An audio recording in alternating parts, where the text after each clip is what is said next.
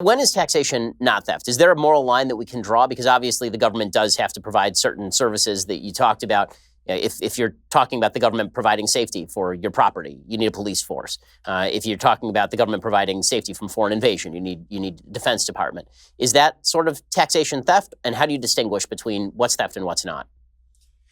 I don't think about it much, but I would say no.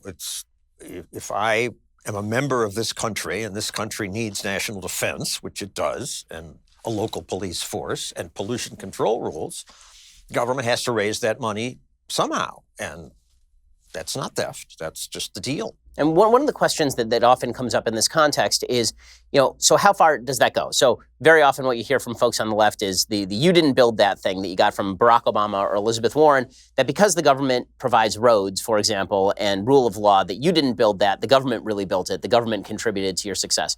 How true is that? And, do we need things like government-provided roads and post offices?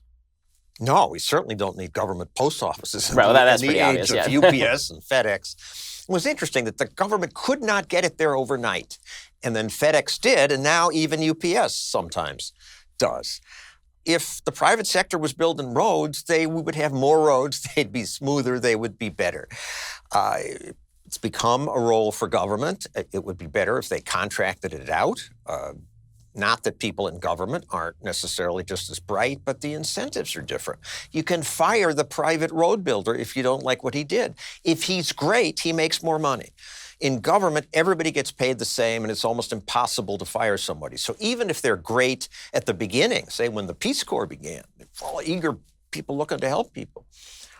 10 years later, when nobody can be promoted or fired, that just eats away at your wish to do better.